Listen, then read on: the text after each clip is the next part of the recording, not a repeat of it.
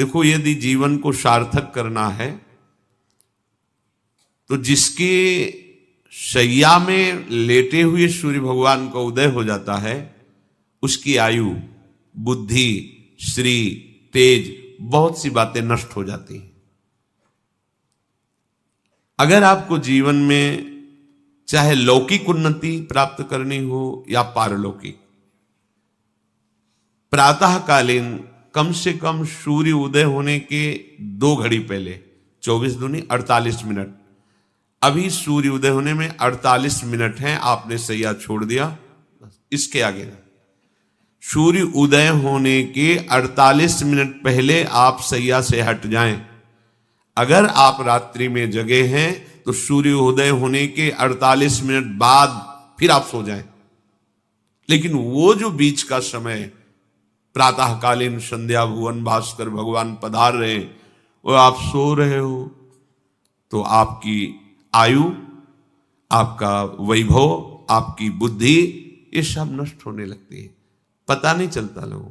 देखो कहां तेजवान चेहरे दिखाई दे रहे हैं, खूब तो सब खा पी रहे हो, खाने पीने क्या तेज एक अलग होता है, भागवतिक तेज अलग होता है। ब्रह्म मुहूर्त में उठे, प्रभु का स्मरण किया, जो 2-4 नाम ही सही, अपने बड़े बुजुर्गों को, गुरुजनों को भावना से प्रणाम किया, और पहली बात शरीर स्वस्थ रखने के लिए गर्म जल किया, हल्का, आधा लीटर से 1 लीटर तक जल पिया, भगवत भाव अर्पित करके, वज्रासन में बैठकर। आप लोग दिनचर्या को नहीं करते हैं तो आप ब्रह्मचर्य को पचा नहीं सकते। ध्यान रखना, ब्रह्मचर्य कोई छोटी मोटी शक्ति नहीं है, उसको पचाने के लिए आपकी दिनचर्या दिव्य होनी चाहिए। फिर इसके बाद आप 5 मिनट 10 मिनट टहलिए, फिर सो जाइए। फिर जो शौचाचार की पवित्रता बताई गई उसके अनुसार आप स्नान आदि करके, पवित्र वस्त्र धारण करके, जैसे कोई महान व्यक्ति आ रहा है तो हम उसके आदर के लिए खड़े हो जाते हैं, ऐसे भुवन भास्कर पधार है, हाथ जोड़कर प्रणाम किया, अर्घ दान किया, गुरु मंत्र जपा, आदि आदि। अब पड़े हो आप कि हम तो 2-3 बजे तक जगे हैं, ऐसा अगर आप भजन में जगे हैं तो भी सूर्य उदय के समय आप उठ जाइए। आपके गुरु आवे तो क्या आप सोते रहेंगे क्या? तो जगत गुरु हैं भुवन भास्कर, परम ज्ञान स्वरूप हैं, गायत्री छंद रूपी घोड़े हैं इनके रथ के, स्वयं भगवान अरुण देव सारथी हैं, और भगवान पीछे वर्णन किए, मैं ही सूर्य रूप से जगत को प्रकाशित करता हूं और ताप के द्वारा जल को सोख कर मैं ही वर्षा कराता हूं। भगवान का आदर करना। जो सूर्योदय तक सोते हैं उनकी बुद्धि में भागवतिक बातें, अध्यात्म बातें आ जाए, मेरी समझ में नहीं आता। अगर आप थोड़ा भी शरीर स्वस्थ रखना चाहते हैं तो जैसे नियम से भजन वैसे व्यायाम आवश्यक है। सबसे प्रार्थना है, ये दवाइयों के बल पर जीना बंद करो। शरीर में जितनी आवश्यकता जल की है, अगर उतना नहीं जाएगा तो आपकी एसिड बनेगी, फुंसियां निकलेंगी, कब्ज बनेगा, कई परेशानी। हम साधुकों को कहते हैं, कभी कभी जैसे पूछते हैं कितना जल पिया, वो अभी तो पिया नहीं। अच्छा, ये शरीर है, ये एक गाड़ी है, कोई सच्चिदानंद नहीं है। उचित आहार, उचित जल, व्यायाम के लिए कुछ समय नहीं। और अभी 10 दिन बीमार पड़ोगे फिर देखो, आप कहते हैं समय नहीं है, हमने अपने बीमार स्थिति की दिनचर्या को बताया। शीत धाम की 2 बजे उठना, जो आपको बोल रहे हैं ऐसे ही दिनचर्या करते, और 45 मिनट व्यायाम। इसके बाद तुरंत प्रणाम करके वृंदावन की परिक्रमा, फिर आके श्री जी की मंगला, फिर आके 9 बजे तक गुरुदेव भगवान की सेवा में, फिर वहां से आके श्री जी का श्रृंगार, फिर भिक्षावृत्ति आदि 12-1-2 बजे तक। कोई चाय, कोई पानी, कोई ऐसा कुछ नहीं कि बाल भोग, कुछ नहीं था ही नहीं। जिंदगी में 100 ग्राम दूध नहीं खरीदा कि भाई हमारा दूध बंद, कभी नहीं ऐसा। पर कभी ऐसा महसूस नहीं हुआ कि मैं बहुत कमजोर हूं। ब्रह्मचर्य को बचाने के लिए बहुत शरीर को क्रियाशील होने की आवश्यकता है, या तो प्राणायामों के द्वारा, आसनों के द्वारा। अब ना आसन है, न प्राणायाम है, न व्यायाम है, और फिर क्या, कैसे भावना आपकी भगवत भावना बनेगी? तो एक प्रमाद स्थिति, एक छिन्न भिन्न खिन्न स्वभाव, नहीं बात बनेगी। अध्यात्म का साधक जो होता है एक नवीन खिला हुआ कमल जैसा, मुख प्रसन्न तन तेज विराजा, कीनेस रामचंद्र कर का। कोई असाध्य रोग, कोई बहुत पीड़ा, वो बात अलग है। नहीं तो ऐसा वो जैसे कमल खिला होता है ऐसे खिला रहता है। क्यों? हर समय चिंतन सही, आचरण सही, सब कुछ सही। जो भगवत भावना विहीन जीवन है वो मुर्दा जीवन है। जिन हरि भगति हृदय नहीं आनी, जीवित सब समानते प्राण। वो जान नहीं रहे, मुर्दे जैसा जीवन है। क्या जीवन का महत्व? वही गंदे भोगों को भोगना, उसी का चिंतन करना, और भोग भोगने वाले शरीर को स्वस्थ रखने के लिए विषय सामग्री इकट्ठी करना, इसके बाद मर जाना। बोलो इसके अलावा और क्या है? ये बनाया, वो बनाया, वो बनाया, जरा सा हिला, पूरा का प्रांत नष्ट हो गया। क्या है इसमें? शाश्वत क्या है? हमें तसल्ली होती है, हमने एक मकान बना लिया, तसल्ली होती, 4 लड़के हो गए और काल का तमाचा लगा, पूरा का पूरा सब। क्या तसल्ली? हृदय को तसल्ली तब दो जब नाम चल रहा है, राधा राधा राधा राधा। दिनचर्या ही नहीं बन पा रही है आज के इस नए समाज की, दिनचर्या ही नहीं बन पा रही, भगवत भावना ही नहीं है। देखो, अगर परिवार में रह करके आप भगवत भावना नहीं करते तो सब परिवार में रहकर आसक्त हैं और सब दुर्गति को प्राप्त होते हैं। जब तक भगवत भावना नहीं है तब तक सब अविधि पूर्वक है। मान लीजिए सब अविधि, विधि भगवत भावना है। कुछ भी, किसी से भी, कोई भी, बस भगवत भाव, वही आनंद का अनुभव हो जाएगा। अतः उनके द्वारा किया गया देवताओं का पूजन मूल में मैं ही हूं, मेरा ही है, पर वो अविधि पूर्वक है। अविधि पूर्वक का तात्पर्य है कि वो ये नहीं जानते कि इस रूप में सर्व सामर्थ्यशाली भगवान ही विराजमान है। कभी कभी मंत्रों का ज्ञान नहीं होता, पूजन की सामग्री शुद्ध नहीं होती, भाव शुद्ध नहीं होता, इसलिए उनका पूजा सेवा आगे चल करके फल प्रदान नहीं कर पाता। प्रभु कह रहे मेरे में रिझाने के लिए किसी पूजा सामग्री की या किसी धन संपत्ति की आवश्यकता नहीं। पिता को बस इतना ही चाहिए कि वो अपनापन करके दौड़ के उनकी गोद में बैठ जाए, बस अपनापन प्रभु को चाहिए। माया के भूल भुलैया से वापस लौटिए और एक बात केवल बैठ जाए अगर हृदय में कि मेरे प्रभु अब मैं थक गया हूं, यहां कोई मुझे सहारा देने वाला नहीं, अपना नहीं, नाथ मुझे अपना बना लो। ये बहुत बड़ी बात है हृदय की। किसी के बहुत भाग्यशाली होगा उसके हृदय में बात आएगी। प्रभु उसकी रुचि का विषय बन जाते हैं। प्रभु जहां वो ऐसा भावना करता है और उसकी रुचि हो जाती है प्रभु में। जैसे हमारी विषयों में रुचि, ऐसे प्रभु में रुचि हो जाती है। अब वो जो भी करता सब पूजा हो जाती है। ये रात से जल्दी सबको समझ में नहीं आता। ध्यान दीजिए, भगवत भावना विहीन आप जो भी कर रहे हैं वो सब अविधि पूर्वक है, भगवान कह रहे हैं। अगर भगवत भावना युक्त है तो जो भी कर रहे हैं सब विधि पूर्वक। कर्माबाई जी ने, एक विधि विधान जानने वाले संत ने जब कहा कि आप तो बिना स्नान में बड़ा अपराध, ऐसे तुम कैसे बना पाओ? और वो प्रातः अपनी स्नान आदि दिनचर्या करने लगी तो विलंब हुआ। फिर खिचड़ी अमनिया की ठाकुर जी को, ठाकुर जी आए गोद में बैठ के, एक कवल ही पाए कि उधर पर्दा, भाग के ठाकुर जी गए।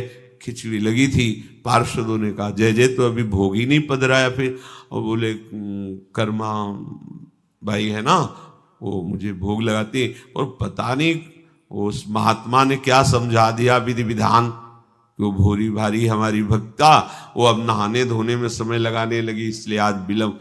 देखो तुम जाओ और उनसे कह दो हम विधि विधानों से फंसने वाले नहीं, विधि विधान हमें कोई फांस नहीं सकता है। एक प्रेम फांस है जिसमें मैं फंस जाता हूं। बिना किसी बंधन के अगर ये बंधते हैं, उसका नाम है प्रेम डोरी। जय श्री भट्ट प्रेम रस बंधन, क्यों छूटे दृढ़ फंद, बसो मेरे नैनन में दो चंद। ये बात सबकी समझ में नहीं आती। जाओ उनको कह दो, जैसे वो बनाती थी वैसे ही बनावे। पूरा अविधि है। अगर शास्त्रीय सिद्धांत से दे देखो अविधि है, पर वो महान विधि है जो भगवान को आसक्त कर लिया। कौन सी विधि? मेरे अपने प्रभु, मेरे प्यारे रात में भूखे रहते होंगे, ये भाव। भगवत भाव विहीन जितना जो कुछ आप कहोगे कि कैसे अविधि पूर्वक भगवान कह रहे हैं। देखो, जब मथुरा के ब्राह्मणों को भगवत पार्षद सखाओं ने निवेदन किया कि भगवान श्री कृष्ण और बलराम आज इधर ही गाय चराने आए हैं और वो भूखे हैं, आप थोड़ा सा कुछ भोजन सामग्री दे दीजिए। वैसे देखा कि ग्वारिया है, बात ही नहीं की, अधिकारी ही नहीं समझा, बात का अधिकारी नहीं समझा। ऐसा नहीं कि इनको पता न चला हो कि भगवान का अवतार है, क्योंकि जब भगवान अवतरित हुए सबको पता था कि भगवान अवतरित हुए हैं। प्रायः सबको पता था, सबको। जैसे वायु शीतल चलती तो सबके अंगों में लगती है, इसलिए महान प्रकृति उल्लसित होकर नृत्य कर रही थी आनंद में जब भगवान का प्रादुर्भाव हुआ। और उन्होंने बाद में स्वीकार किया कि मैंने महापुरुषों से सुना था कि भगवान पधारे हैं, पर मेरा कितना दुर्भाग्य कि वो स्वयं यज्ञ भोक्ता भगवान आगे जैसे कहे, आम ही सर्वयज्ञानाम भोक्ता च प्रभुरेव च, समस्त यज्ञों का भोक्ता मैं हूं। स्वयं समस्त यज्ञों की भोक्ता मांग रहे हैं और वो यज्ञ करने वाले ब्राह्मण अनादर कर रहे हैं। हुई ना विधि। और उन्होंने स्वीकार किया है कि मुझे चारों वेदों का ज्ञान है, गायत्री का अनुष्ठान, त्रिकाल संध्या, जितना भी शास्त्रीय सिद्धांत सब पालन करता हूं। पर सबके लिए उन्होंने एक शब्द प्रयोग किया, धिक्कार है मेरे ज्ञान को, धिक्कार है मेरी पवित्रता को, धिक्कार है। स्वयं यज्ञ भोक्ता भगवान मांगे और हमने बात भी नहीं की। पर अहो भाग्य हमारे कि हमारी पत्नियां ऐसी निकली जो हमारी बात बन गई, भगवत साक्षात्कार करने वाली। वहां कौन सी विधान का पालन कर रही? एक ही विधान, केवल अपने श्याम सुंदर मेरे प्रभु की चर्चा सुनकर प्रभु में आसक्ति हुई, आसक्ति ने प्रभु का साक्षात्कार करा दिया। भगवत भावना विहीन बड़े से बड़ा कार्य प्रभु को बिल्कुल पसंद नहीं। दुर्योधन ने दुशासन के महल में ऐसी भोग सामग्रियों का रचना करवाया था कि देवराज इंद्र भी ललचा जाए, और मूल उद्देश्य था कि श्री कृष्ण को रिझा लेंगे, अपने पक्ष में कर लेंगे। प्रभु ने उनसे वार्ता जब संधि की तो उन्होंने कहा कि बिना युद्ध के 5 गांव की बात क्या, सुई के अग्रभाग भी नहीं दे सकता, सुई के अग्रभाग भर भी जमीन नहीं दे सकता। 5 गांव की भगवान ने कहा था, ऐसा करो तुम हस्तिनापुर के चक्रवर्ती सम्राट पर बैठे रहो, 5 गांव दे दो पांडवों को, वो मेरे भक्त हैं, मेरा आदेश पालन कर। उनका सूजी अग्रे न केशवा, सुई की नोक भरने। भगवान चलने लगे तो कहा, आओ प्रसाद पा लीजिए, भोग पा लीजिए, आइए महल में। तो उनका पाया वहां जाता है। यदि पवाने वाले में प्रीति हो या पाने वाले को मिलता ना हो, बहुत भूखा हो, मेरे को भूख नहीं है, तेरे में प्रीति नहीं है, चल दिए भगवान उधर गए भी नहीं। और गए का भगवत भाव भावित विदुर जी के घर, वहां मांग करके छिलके पाए। देखो, छिलके पवाना विधि है, अविधि है। अभी सेवा अपराध में सुन रहे थे ना, हाँ, अच्छा से अच्छा पदार्थ प्रभु को पवाना, और वो अच्छा पदार्थ तो फेंक रही है और छिलका पवा रही, अविधि है, पूरी अविधि है। लेकिन यही सही विधि है, क्योंकि वो है ही नहीं भाव में इतनी ऊंचाई पर डूबी। उन्हें कोई, जैसी विदुरानी जी वैसे ही लालजू महाराज पा रहे, उनको भी शुद्ध नहीं, और कह रहे वाह बहुत सुंदर बहुत स्वादिष्ट। वो भाव पवा रही तो वो भी भाव का स्वाद ले रहे।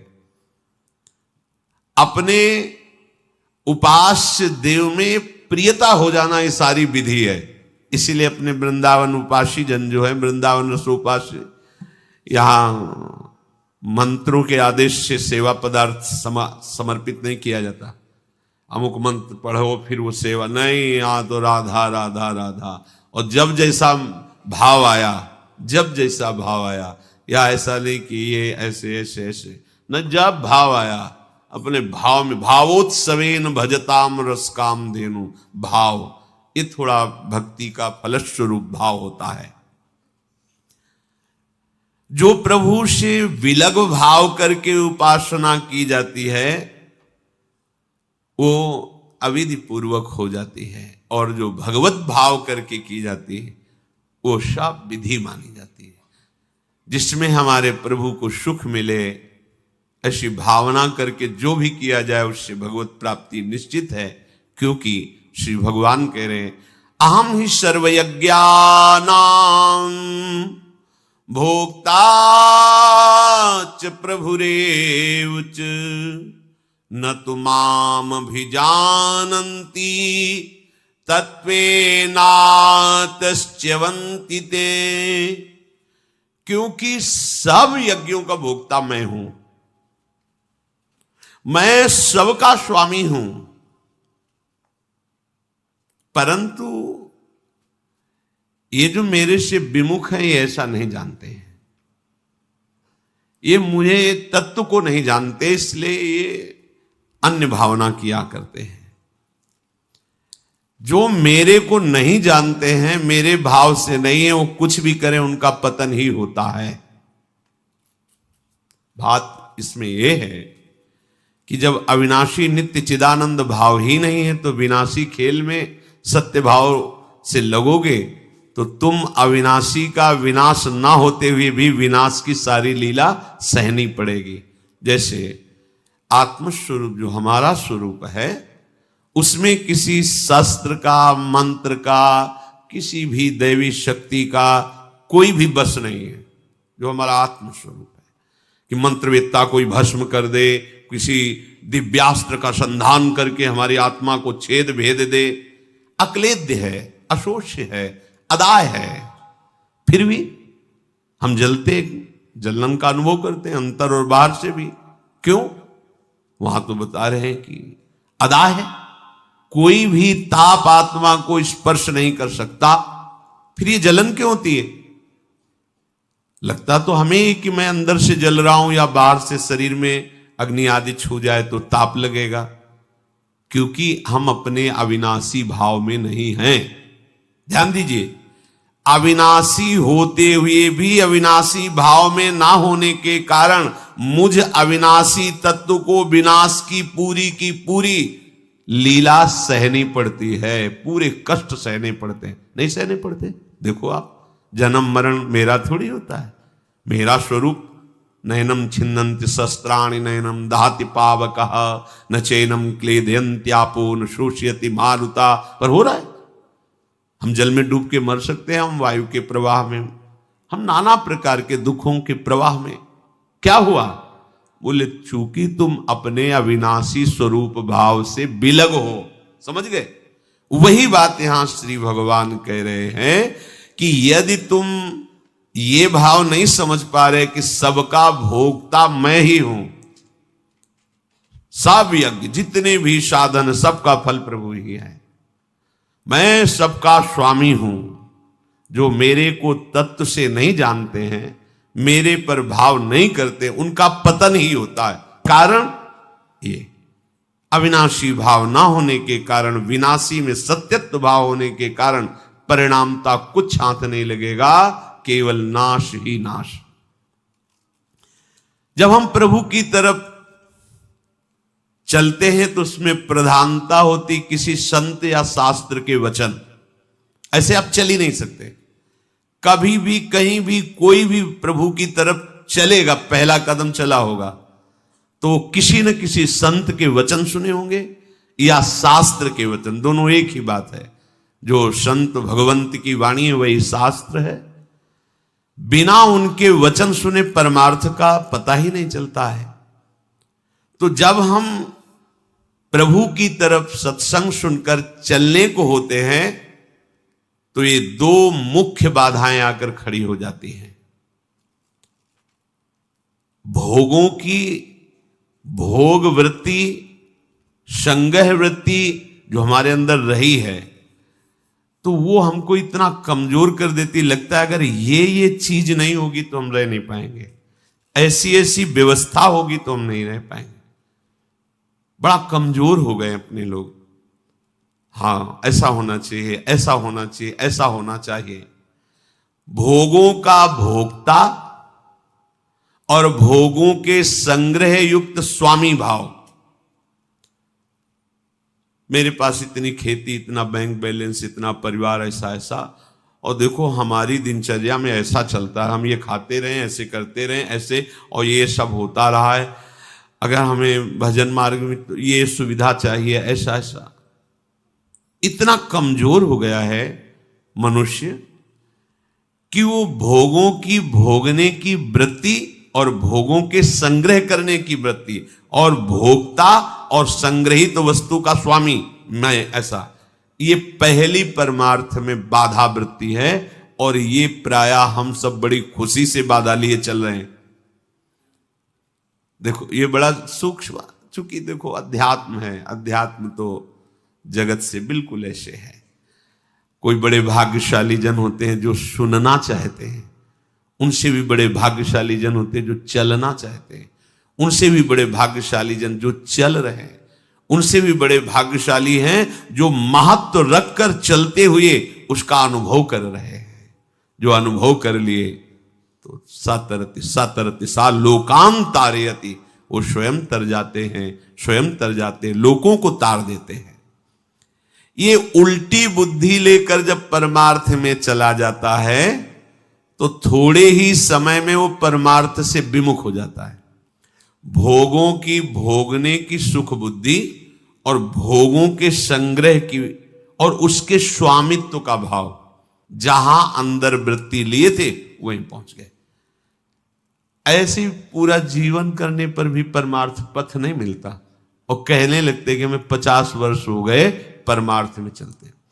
ये बात समझ लेना, परमार्थ पथ एक कदम भी चलोगे तो तुम्हें इतना स्वस्थ और मजबूत बना देगा कि तुम्हें कोई परास्त नहीं। एक कदम, अरे 12 वर्ष में तो सिद्धि प्राप्त हो जाती है। किसी भी मंत्र को, किसी भी नियम को 12 वर्ष तक किया जाए तो सिद्ध हो जाता है, ऐसा संतों ने वर्णन किया है। पर हम ये कह रहे हैं कि 50 वर्ष भी आप लगा दीजिए, अगर ये दो भाव आपके सुधरे नहीं तो कुछ समझ में नहीं आएगा आपको। आपको याद होगा हितधाम में एक समय शाम टाइम लगभग 75 वर्ष के विरक्त भेष के महात्मा ने एक प्रश्न किया था कि मैं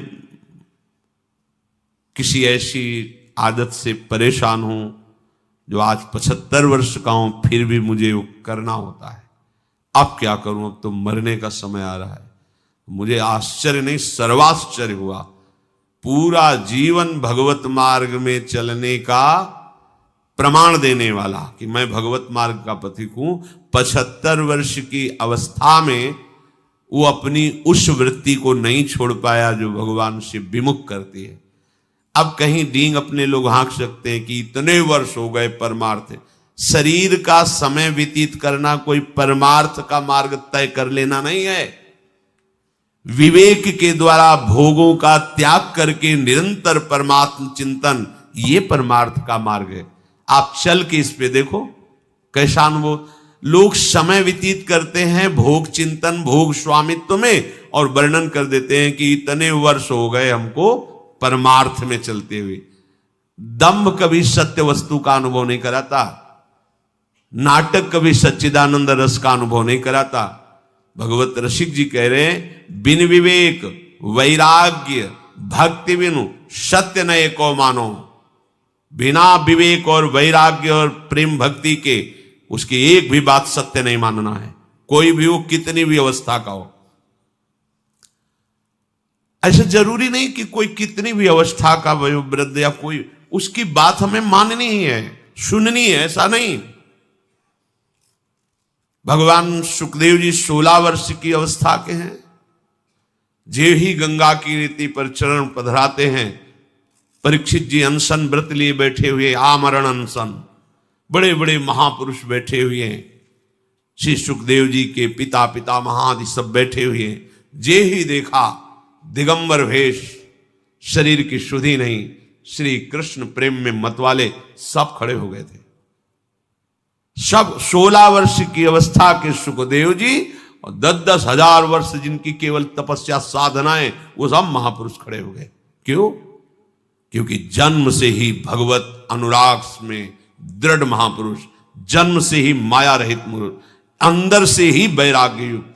तो वैराग्य, ज्ञान और भक्ति का आदर होता है, अवस्था का आदर नहीं होता। आप कितनी अवस्था के, इसका महत्व नहीं होता। वो चांगदेव नहीं, 1400 वर्ष की अवस्था, ज्ञानदेव जी की शरण में वो शिष्य बने। ज्ञानदेव जी नवीन अवस्था के। जब तक आपके अंदर भोग में सुख बुद्धि, भोगों का संग्रह और उसके स्वामित्व का भाव, स्वामित्व का भाव बड़ा सूक्ष्म विषय है, चाहे गृहस्थ हो चाहे विरक्त हो।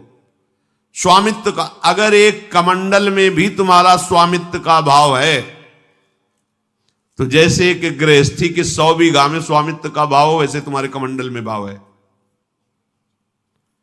ये मेरा कमंडल नहीं, प्रयोग के लिए प्रभु ने दिया, इस शरीर के प्रयोग के लिए, दिनचर्या में काम आएगा। बस मेरा शब्द केवल प्रभु के लिए है। मेरे प्रभु, मेरे तो गिरधर गोपाल, दूसरों न कोई वस्तु, ना कोई व्यक्ति, ना कोई भोग सामग्री, ना कोई पद प्रतिष्ठा, ना लोक लोकांतर, मेरे तो गिरधर गोपाल। अध्यात्म है, भगवत मार्ग है, जिससे समस्त प्रपंच का नाश होकर भगवत साक्षात्कार होता है। राधे राधे भक्तों, अगर आपको यह वीडियो अच्छी लगी हो तो प्लीज़ हमारे चैनल को सब्सक्राइब करिए और वीडियो को लाइक करिए। हम आपको इस तरह की जानकारी देते रहेंगे अपने चैनल पर। धन्यवाद।